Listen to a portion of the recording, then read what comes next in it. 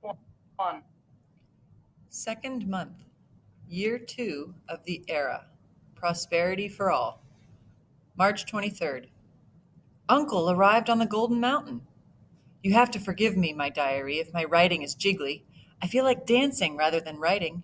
In fact, Blessing is still hopping around. The crane gave us a bundle full of cash. I've never seen so much in my life. There are strings and strings of coins, and that's just 1 month's remittance. On top of the cash was a letter, but we're leaving that for later. There's too much happening at the moment. Mother says the letter will be the final treat for the evening. I hope we don't sound heartless. We have kept our celebrating indoors with the door and shutters closed. Poor Lucky and Virtue died during the voyage. The whole clan is stunned. They were sure the other two would make it rather than Uncle. Lucky's parents were rich enough to buy his ticket overseas. However, Virtue had bought his ticket on credit, and now his family will have to make up the debt somehow. The crane suggested that Virtue's wife sell her children. We feel sorry for the others. If our hearts weren't singing, we would be wailing with them. My parents are calling me. They want me to buy a fat hen from Piggy's family. They have a big flock. Tonight, we're going to have a chicken. All of it. I know just the one. Afternoon. As usual, Blessing disappeared when there was a chore to be done. I wound up plucking the chicken by myself. What a mess! I had to save as many feathers as I could, Mother's hoping to stuff them into a cushion. Early evening. What a feast! Tomorrow, Father's promised us pork, a prime cut, too, no gristle. People have been coming by to congratulate Father. Some want him to invest in their schemes. Others need loans. Father and Mother promised Virtue's family that we'll help them out. I'm so proud of them. Well, time to wash the dishes. Blessing's gone again. Guess who has to do it? But I don't care. Nothing can make me mad tonight. Late evening. It's late, but Mother says I can burn the whole candle if I want to. I like being rich. Blessing showed up as soon as the last chores were done. Typical. He was collecting from Piggy on his bet. Neither of my parents could read Uncle's letter, so they handed it to my brother. However, Blessing doesn't read very well. He handed it to me, saying that it was too dim inside the house for him. My eyes were better. So I read Uncle's letter. After the standard good wishes, he said, I am copying from his letter, the land of the Golden Mountain is everything I had hoped.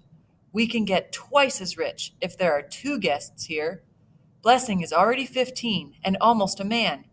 Therefore, as head of the family, I command Blessing to join me. Mother immediately began shouting that she wouldn't allow that. At the same time, Father was yelling that Uncle had lost his senses. Meanwhile, Blessing leapt from the bench and began to stamp his feet like a lion dancer. He began whooping that Uncle had remembered his promise. He halted only when Father ordered him to sit down. Blessing reminded Father that Uncle is the eldest. Father has to do what Uncle orders. Right away, Mother and Father retreated to their bedroom. They're still arguing. Blessing and I should have shoved the table and benches to the side in the family room and spread out our sleeping mats. However, as soon as our parents were gone, Blessing began skipping around, saying that he's going to the Golden Mountain. I've never felt happier, and yet at the same time, I've never felt sadder. On the one hand, Uncle made it to the Golden Mountain and found work. We are now a guest family. But I'm going to lose my brother. I'll miss him even more than Uncle when he leaves. Hasn't he learned anything from our dead cousins? What if the voyage kills him? I want to warn him, to beg him to stay, but what if my warning comes true? Sometimes to say something is to make it happen, and then I would feel awful. Anyway, how can anyone say such gloomy things to someone who is so full of joy? It would be cruel to bring him down from his clouds. Until now, my big brother has always protected me. Tonight, I'll protect him. March 24th. Blessing tried to get out of going to school this morning. He argued that a guest doesn't have to be smart, just lucky. Mother used her broom to sweep him from the sleeping mat. She and Father still haven't decided if Blessing's going to be a guest. My brother cheered up when he remembered all his winnings from the bet. I figured he would waste it all on candy and toys. However, he surprised me. He said he's going to keep it as his stake when he gets to the Golden Mountain. At school, our teacher was ready with a half dozen cards of carpenters and other businesses. We are now the family of a guest, so we have to start acting like one. My rich cousins, the sons of guest families, also began to chat with us. I can't get over the way the whole clan bows to us now. Before, we were one of the families that got snubbed at every turn. If only we could enjoy Uncle's triumph. But Mother and Father aren't speaking at home. Blessing's no help. He keeps reminding them that they have to do what Uncle commands. Uncle's triumph has turned as sour as an unripe plum. March 25th. Mother and Father are arguing again tonight. Blessing keeps insisting that they have to send him. I don't see how he can be so heartless. Blessing says I'm jealous. I have to bite my tongue to say what I really think, that anyone with sense wouldn't want to go to that horrible place, with the exception of Uncle, of course. I have only you, diary, to tell my worries to. March 26th. Father and Mother both look grim. I think they've decided to obey Uncle, but for some reason they haven't announced it yet. Today, Father took me down to one of our fields. I thought it was to tell me that Blessing was going to leave. However, Father just stood there and told me how much this earth means to our family.